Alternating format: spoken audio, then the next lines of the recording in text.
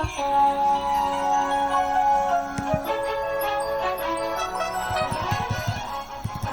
morning and welcome to the channel. I'm Gene. Today we're going to be talking about from Fierce Wireless, T-Mobile's Neville Ray. It's game on, and by the way, voice on 5G is coming, ladies and gentlemen. See the picture of their map here? This is from December 15th this year at 4:10 p.m. With his team at T-Mobile is going gangbusters, deploying 2.5 gigahertz for 5G across the country. T-Mobile President of Technology Neville Ray hinted at a few things coming in 2021 that'll make 5G an even better service. Ray and his colleagues at T-Mobile spent much of the last 7 years leveling the playing field in LTE and now T-Mobile. With its 5G spectrum in low and mid-high band, is positioning itself to take the network crown in 5G.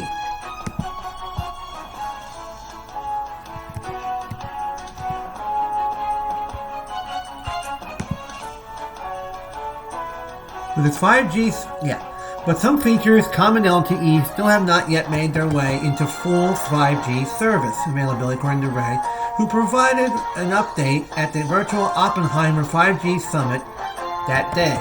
Before getting to the nitty-gritty on these features, Ray established why T-Mobile is making such a big deal about its coverage advantage in 5G. He says, when carriers make their claims of nationwide 5G coverage, it's generally marketing speak for 200 million people covered. Just between us and Verizon today, that's 1 million square miles of coverage. Differential. So if you think about 5G coverage, the leadership advantage that we put in place, it's game on. Verizon has a lot of work ahead of them to catch us. And of course, I love that, he says, because I chased the Verizon coverage map for much of my career, be it in UMTS or LTE, and the tables finally turned.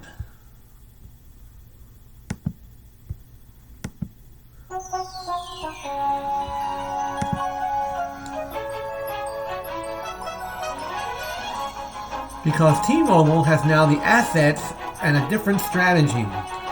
We have now established a meaningful coverage lead in 5G. The speeds on T-Mobile's extended range low band layer, which equates to the 600 MHz spectrum, are more than double the average LTE speeds, he said. It's in the 90 to 100 megabits per second range on average. That doesn't mean it's what everyone gets in every geography, but far better than what LTE can do, he added. Folks are turning on their 5G iPhone 12 and seeing the 5G icon in far more places with T-Mobile than its rivals, and they're getting an experience that is marked differently than what they would get with LTE. In hotspots and deep stovepipes of millimeter wave on top of LTE, but that doesn't compete with a rich network and all the services they can offer with the layer cake approach.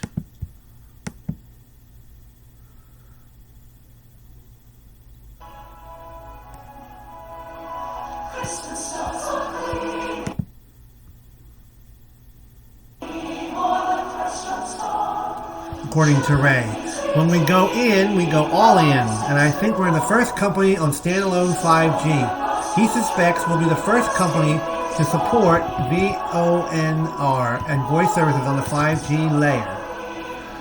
T-Mobile was one of those that pushed hard into VoLTE, which it had to do because it needed to refarm spectrum away from 3G and into LTE.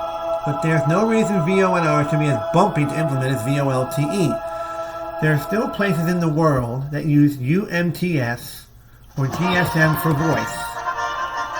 Everything we do is VoLTE with a little bit of UMTS and GSM left in our network, but very, very little, he said.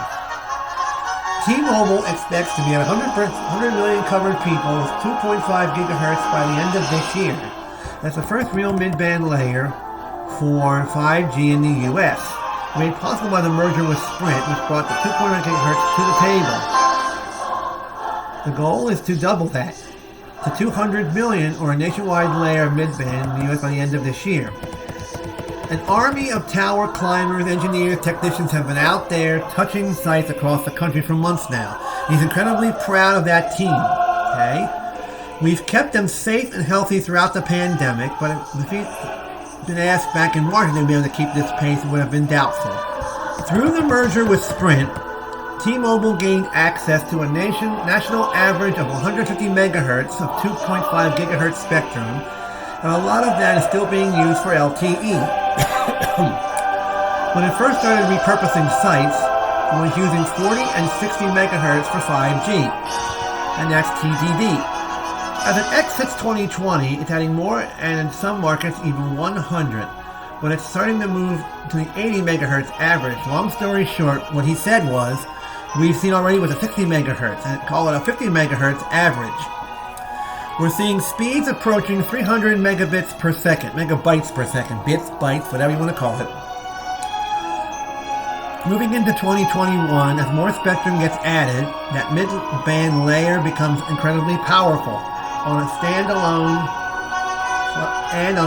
5G architecture that boosts performance even more. That's where things are really starting happening in the space that will be much different than with LTE, according to Ray.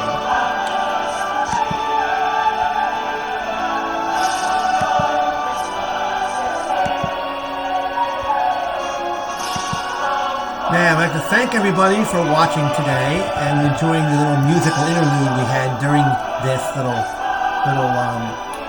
video.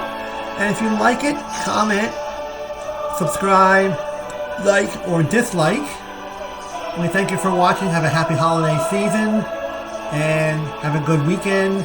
See you again soon on the next one. Take care, everybody. Bye-bye.